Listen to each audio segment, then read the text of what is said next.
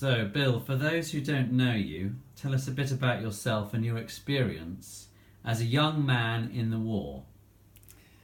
Well, I entered the war in 1939 because I was a territorial and I was called up at the outbreak of war. And I was served in the Royal Signals, 48th Division, and we were in England then, of course, while we were mobilised.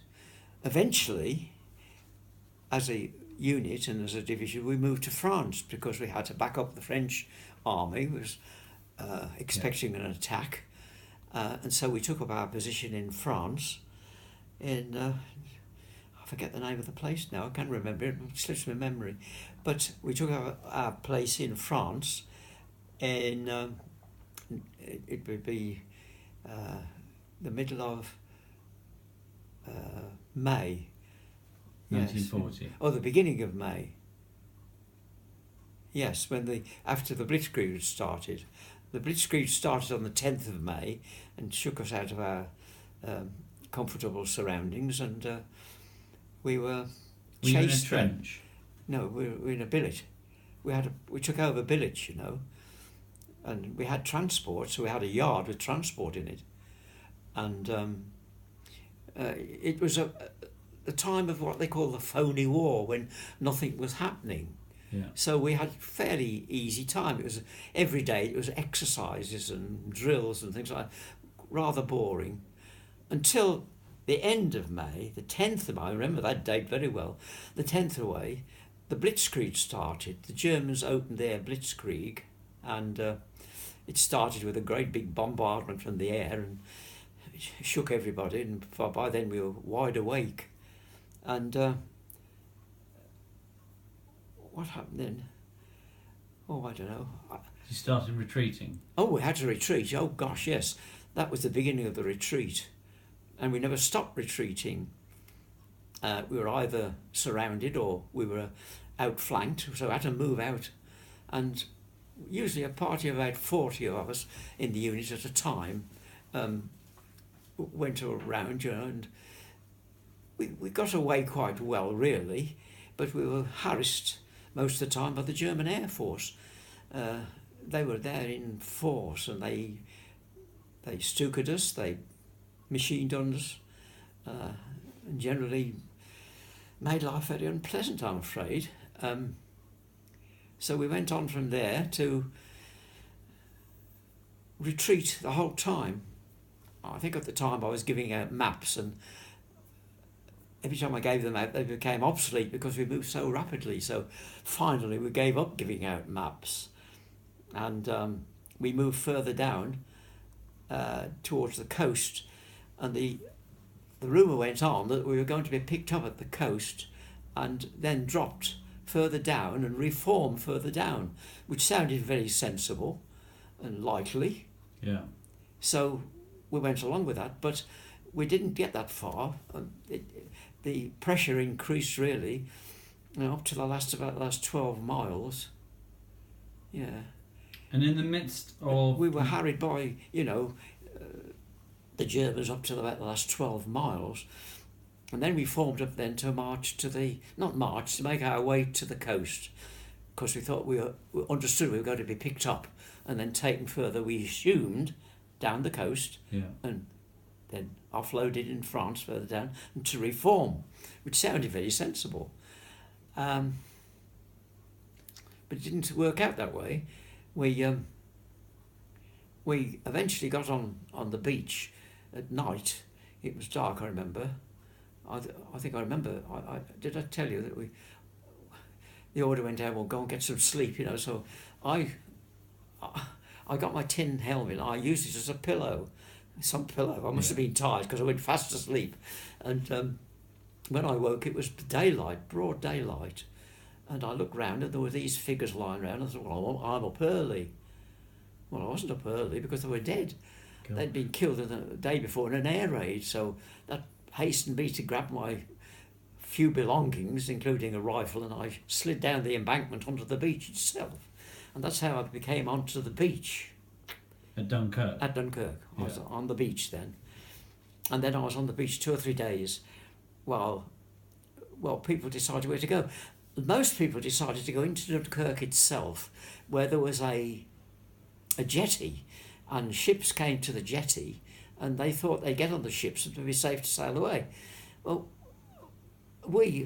our little group said, what a target though for these Stukas. And it was a target. They really bombed it, the Stukas. Yeah. And so we were glad we didn't take that route. We stayed on the beach, but we're in the open. Anyway,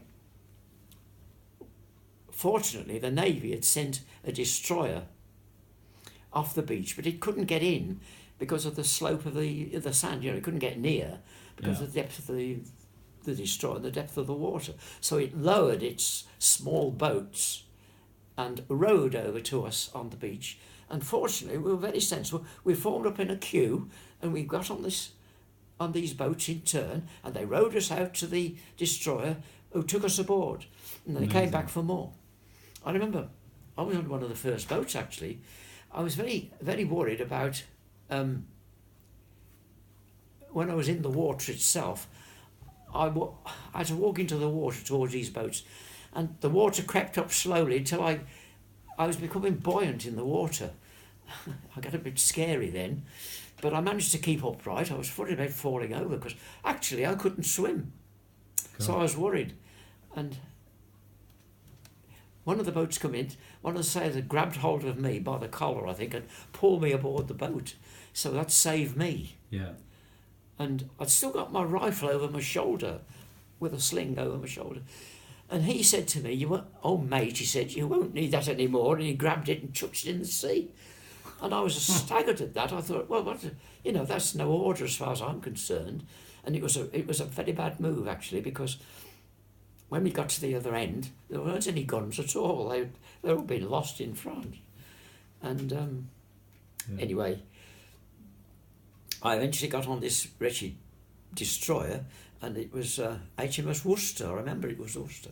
I asked for his name, and I found my way down. I was absolutely sopping wet, but all my uniform was absolutely wet. You know, I was heavy with water, and I made my way down towards the engine room because I could feel the heat coming from there. So I thought, well, if I can get near there, I can dry off a bit. Yeah. So I got down a little passageway where the engine was at the far end, and it was warm, and I sat there and I got warm, and I remember that was a great help. And Bill, in the midst and then the next thing we knew, the destroyer entered Dover. And we thought, oh my God, Dover? We're going down the coast now, in Dover. Yeah. And then we were shepherded off the boat and put on trains. There were 1 or 2 trains waiting. I remember women coming around with plates of sandwiches and mugs of tea, and I was most grateful. Yes. Because I hadn't eaten for a day or so and were really hungry, Anyway, we got on the train, and I was on the train. It took me to Somerset. I forget the name of the place, but there was an army camp there, and they tipped us out there, and there they let us lie about and have a rest and recuperate for a couple of days. Yeah. So we weren't harried, and got our uniform sorted out a bit. Well, I ain't got no uniform. I only got a jacket and one of these, the khaki jackets we had. Yeah.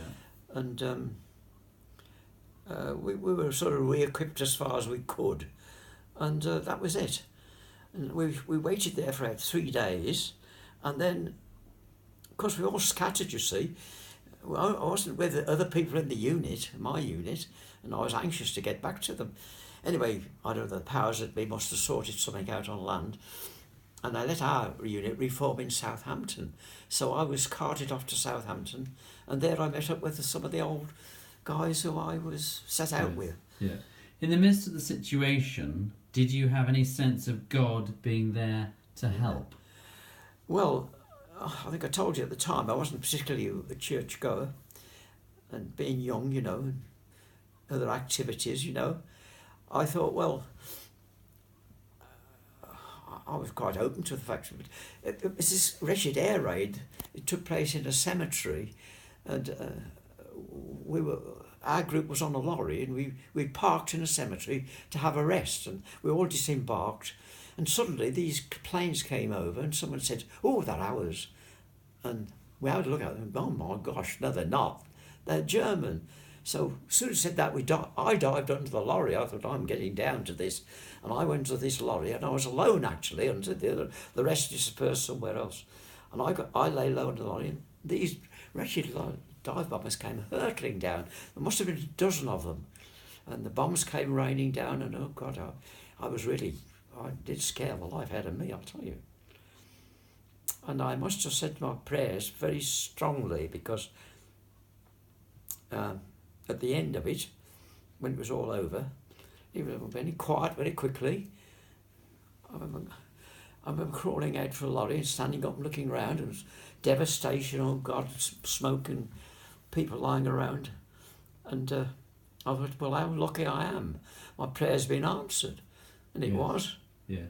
And from then onwards, I was convinced that if, mind you, I did pray hard, that if you prayed hard enough, your prayer could be answered. As I say, I don't take any notice, God bless Mum and Daddy and the Pussycat.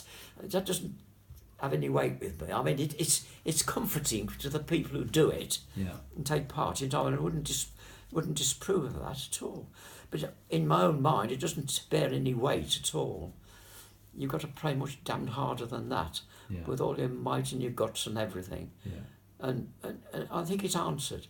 It would convince me it was answered. Yeah. And I had a second chance, that was after the war, in civil life, which I won't go into, but a similar situation where I prayed so desperately, and that was answered. Yeah. So I'm convinced that the power of prayer in two instances paid off with me and convinced me. But there you are. And were you able to express your thanks to whoever brought you back from Dunkirk? No, I always say thank the Lord for the Navy who yanked me out of the sea. I should have got about without. Thank goodness for the Navy.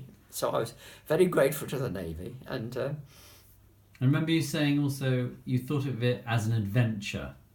Oh, at the beginning of the war, oh yes.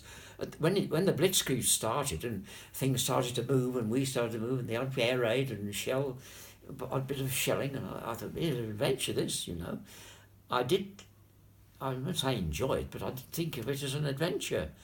Most of the chaps, I say, were married with children, and I was one of the youngest, and they were worried, of course, with their families, you see. That didn't worry me because I hadn't got that worry. So I was free to... Yeah. And Bill, have you got anything to say particularly to our younger generation of today? About war? Well, the younger generation, I'd say, avoid it as far as possible, because although to me it was an adventure to start with, that was only the beginning of the war as far as I was concerned, because after Dunkirk, I was still in the army, and once we got regrouped, we were sent off to other places. I ended up in the Middle East, and I was there for 4 years. So I had a jolly good session of the army, and I can't recommend that to young people, really. Not really. No. I mean, I don't dare they do the duty. I think the young people are reasonably sensible, but I don't say they probably do the duty as well as we did, but I wouldn't recommend it, I mean. But as far as Dunkirk itself, I couldn't recommend it as a holiday. Thank you very much.